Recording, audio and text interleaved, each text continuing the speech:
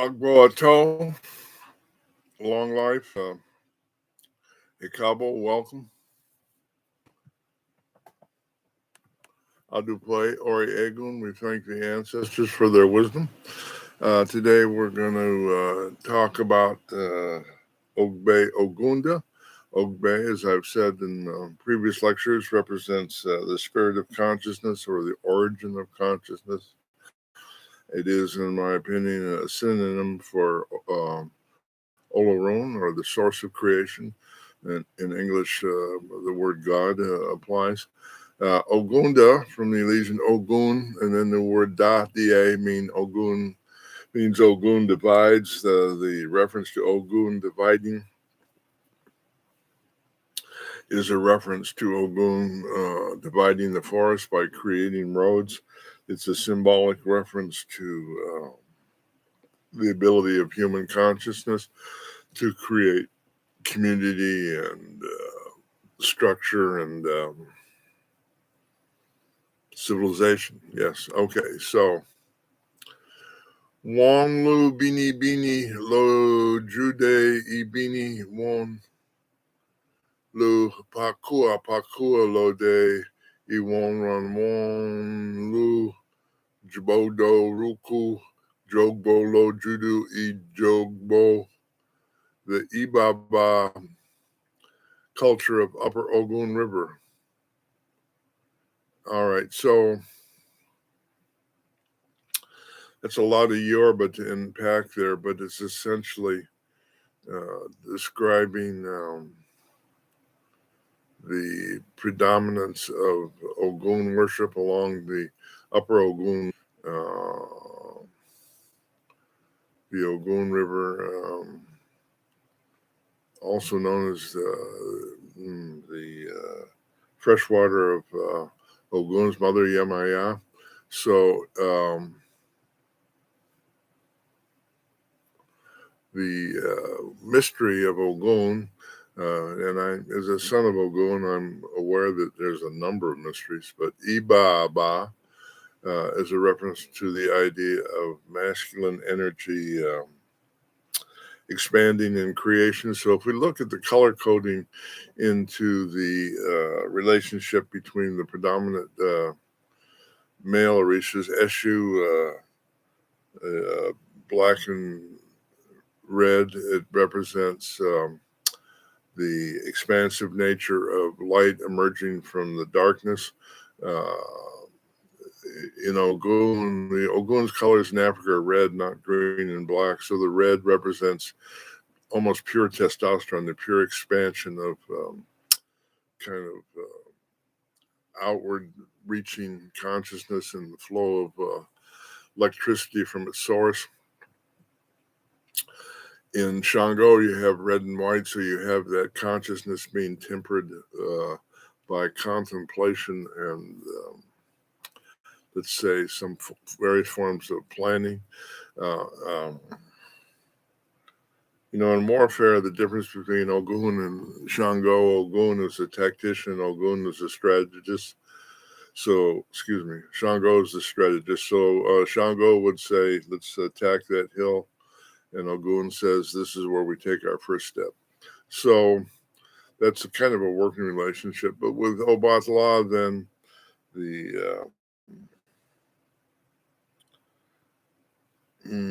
because Obatala is an androgynous spirit, mixing male and female energies, the predominance of the expansive quality of the male orishas, symbolized by the color red, is tempered by the whiteness of Obatala, which is essentially two things. One, getting the big picture, and two, creating stasis or balance in the world. So those ideas are imported, in other words, spread throughout the Yoruba culture. Another wonderful practice, they are beating Gbagda. They are beating Budu, Dudu on water surfaces. Both those words, Bada, and Budu, Du, are onomatopoeias, which means sound words that don't necessarily have a direct translation. They mimic the sound of Ogun's drama. They are Ofo Ashe for putting priests of Ogun into possession. That are coded into the Odu itself here. Ifa was going to marry Shomugaga. So, as I've said many times before, references to marriage in Odu is first a reference to right brain, left brain integration. Secondly, could be a reference to creating a relationship and the elements of creating a healthy relationship based on the nature of the question and who's asking and what the context is. But here, let's look at it from the point of view of right brain, left brain integration. So we have the expansive energy of Ogun as manifest through Ifa, about to marry Shomugaga. So Shomugaga is the inner essence of the source of female Ashe. Ga is female Ashe that's internalized. Gay is female Ashe that's externalized. So Gage is a polarity of accessing and spreading female energy.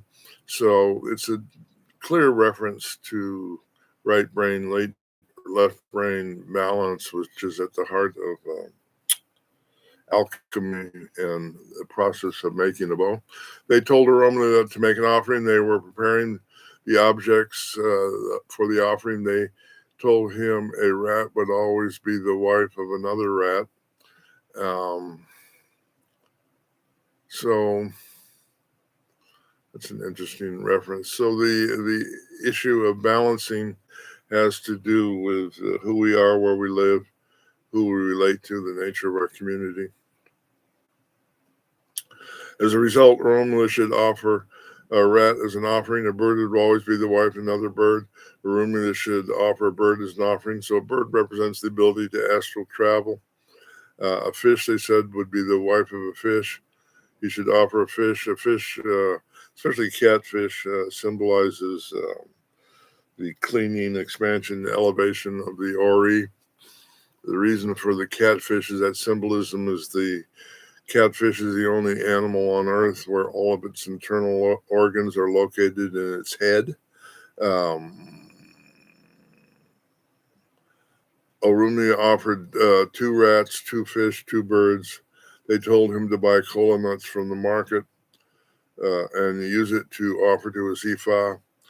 Orumia did as instructed. About a time, and without warning, wealth came to him, wives came to him, all good things came to him. So here, this is at the heart of our faith in some ways.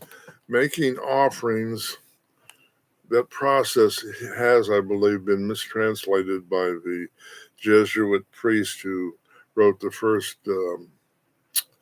Yoruba English dictionary to mean Ebo has been translated to mean sacrifice. I don't believe that. I don't see any indication of that. An offering is not inherently a sacrifice. An offering is a reaffirmation of a covenant, reaffirmation of a thank you to the Creator for providing abundance.